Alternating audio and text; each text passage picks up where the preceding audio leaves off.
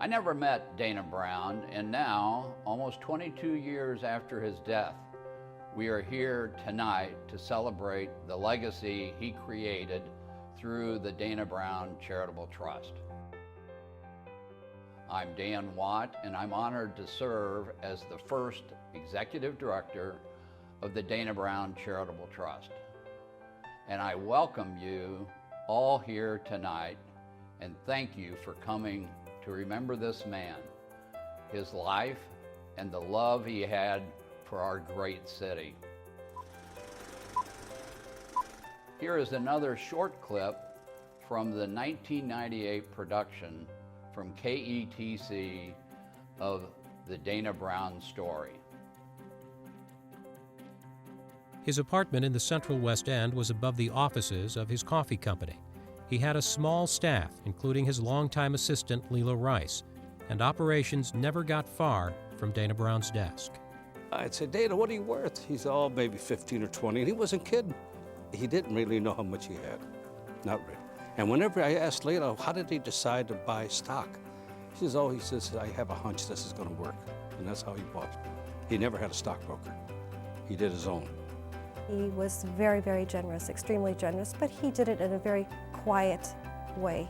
He did not want the notoriety from giving to people and organizations. He helped friends in the past.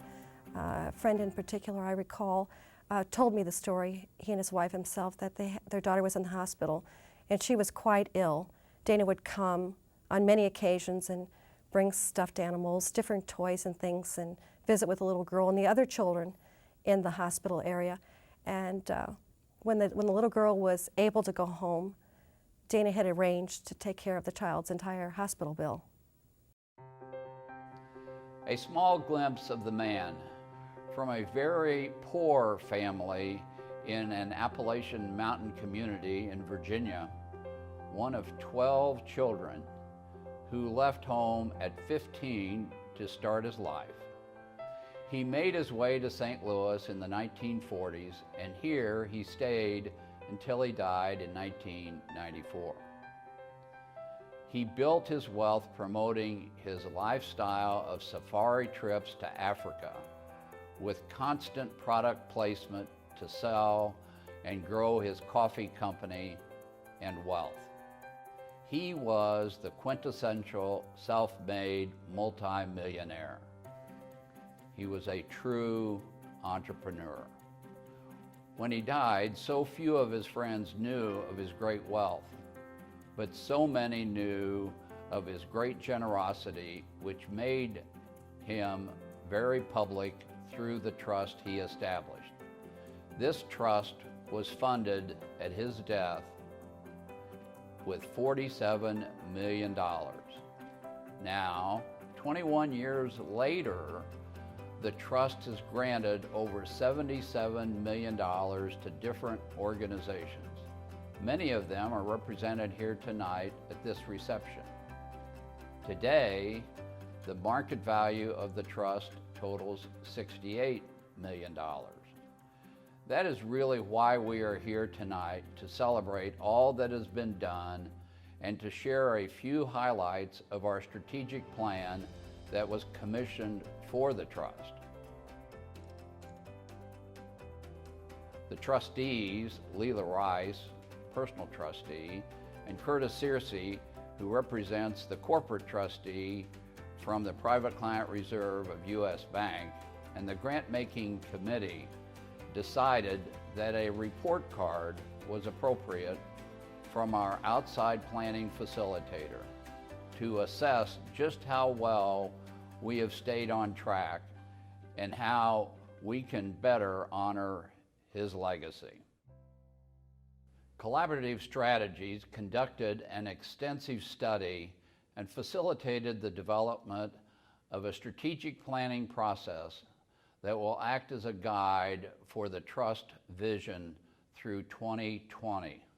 Tonight, we will highlight some of the most impactful directives that will be implemented over the next fiscal year and those to follow.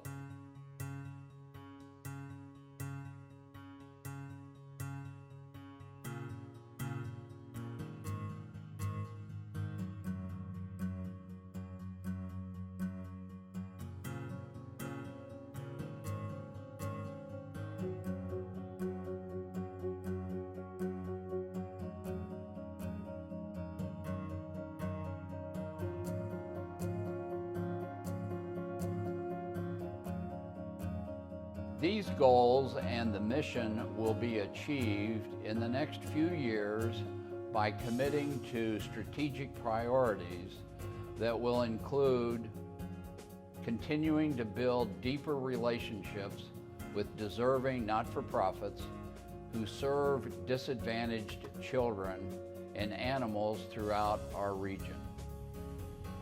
Implementing best practices for our grant-making process to make it efficient and effective for participating organizations. Creating a formal evaluation process for grantees and for the trust itself. Identifying resources, including staffing. I am the first step in this new plan as the newly appointed executive director. I intend to work hard to succeed in achieving our goals. The trustees and the grant-making committee are committed to doing this thoughtfully and thoroughly over the next 4 years.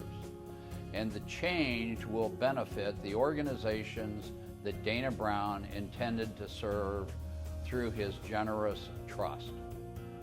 I've been asked to communicate a few of the changes that have been implemented for this new fiscal year. Organizations that serve the entire St. Louis metropolitan statistical area will be allowed to submit grants that will meet the mission statement objectives. We will eliminate the year-on, year-off funding that has been in place for grant submissions.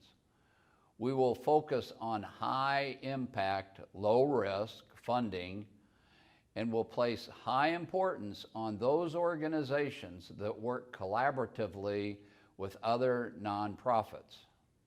A new updated website is being designed and will include upgrades to the grant submission process. We will develop partnerships with recognized subject matter professionals to advise us on grant-making decisions. We will implement a short letter of inquiry format to streamline the grant-making process. And we intend to implement a rigorous, constructive evaluation process to review grantees' goals. The celebration tonight and this short video announcing the consultative work that was commissioned is the important first step to enacting the 2020 strategic plan. Most importantly, tonight is about the man, Dana Brown, and his love of helping disadvantaged children and improving the welfare of animals in his favorite, beloved St. Louis community.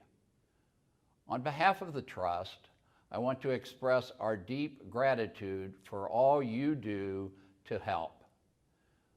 We look forward to working with you and providing financial support to address the challenges facing these children and animals.